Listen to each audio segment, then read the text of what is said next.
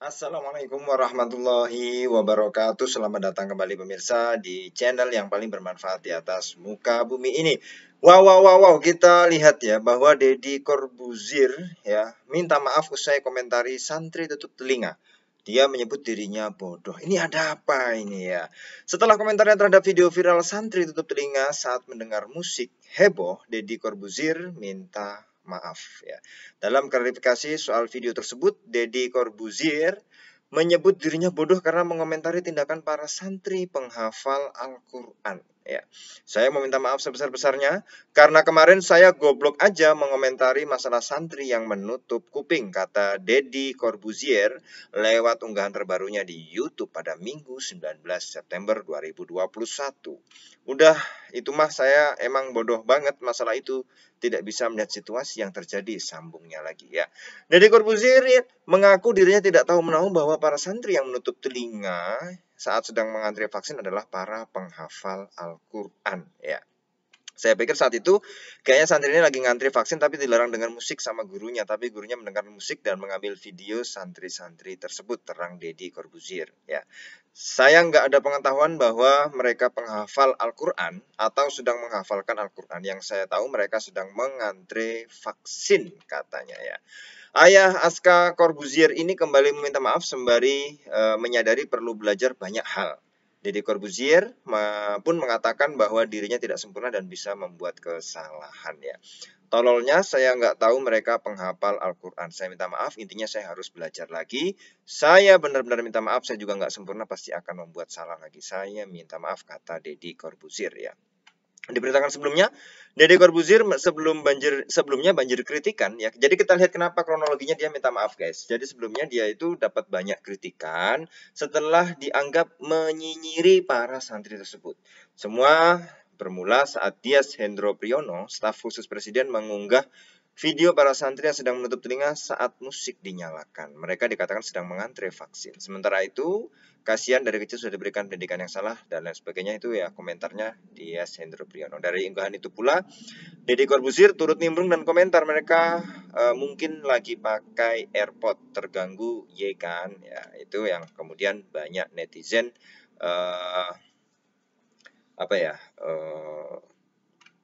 jadi ya akhirnya dengan adanya itu rame gitu, geger gitu ya, sampai ada ancaman boykot ya.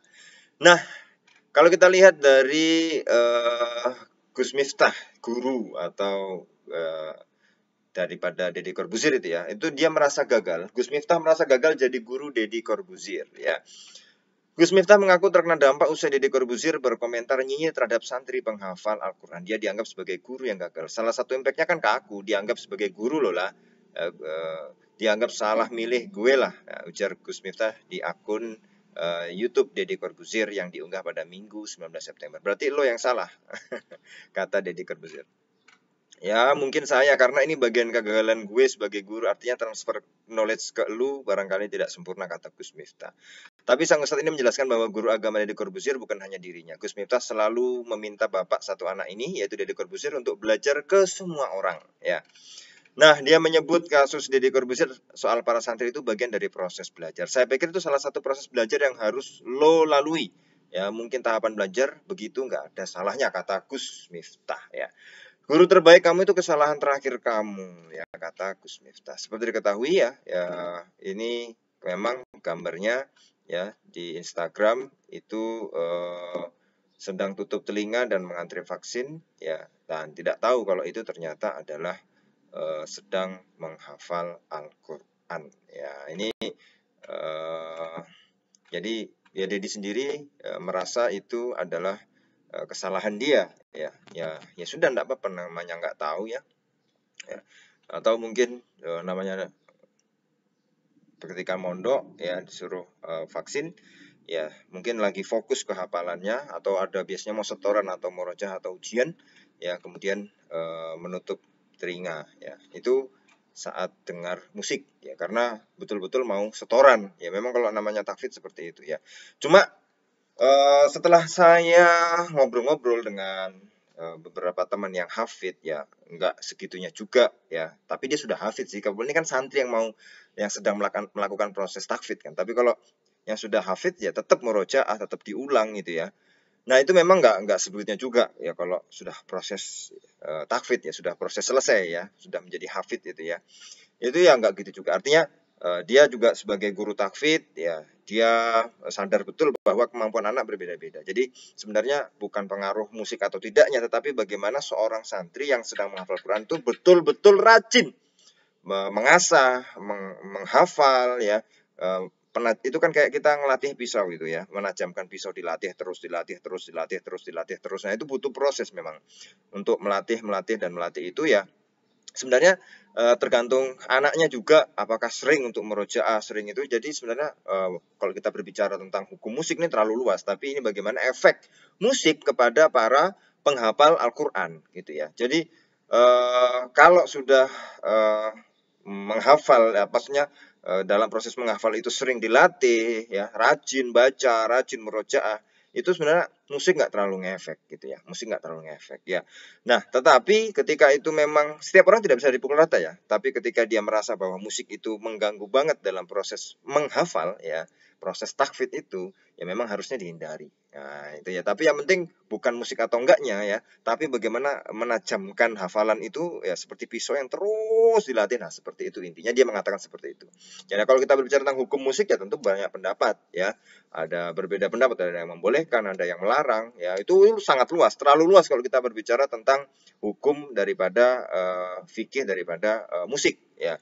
Nah, kalau ada yang membolehkan tapi dengan syarat segini ya itu terlalu luas, karena kita berbicara konteksnya pada video tersebut, pada yang dikomentari yang membuat rusuh netizen ya, bahwa ya pada intinya ya sebenarnya ketika itu terjadi ya seharusnya dipahami bahwa mereka mungkin ya lagi menghafal, ada mau ujian atau setoran sehingga mereka harus fokus, dan di tempat antri vaksin lagi diputar musik ya seharusnya panitia juga bisa lah maksudnya oh ini para santri ya lagi takfid nih, mau dikasih tahu lah mau ujian atau apa, mereka harus fokus ya musiknya dimatikan. Jadi sebenarnya ya nggak sekaku itu dan nggak sebesar itu masalahnya gitu. Cuma ya memang netizen itu sukanya yang membesar-besarkan masalah ya akhirnya rame dan lain sebagainya. Tapi intinya Deddy Corbuzier sudah mengaku bahwa dia dalam posisi salah, ya kita maafkan lah ya, kita maafkan. Intinya orang Indonesia itu kan gampang memaafkan. Jadi santai aja, santai di Indonesia itu berbuat semaunya enggak apa-apa, tapi kan minta maaf selesai gitu kan. Karena Indonesia itu gampang untuk memaafkan, dan yang kedua gampang lupa gitu. Tapi kita dukung ya, semoga Deddy Corbuzier ya tidak melakukan kesalahan semacam ini, dan kedepannya lebih baik lagi, dan lebih baik lagi. Amin, amin ya robbal alamin. Dan juga untuk panitia, koreksi dong, jangan nyetel musik keras-keras, mungkin terlalu keras kali ya. Dan juga buat para santri ya, saya tidak bisa kepiah uyah ya, semuanya beda-beda. Ya kalau memang tidak mengganggu ya nggak apa-apa, kalau mengganggu ya silakan tutup telinga atau menyendiri di tempat lain. Yang pasti intinya semua harus membutuhkan pemahaman yang baru. Semuanya, semua pihak juga harus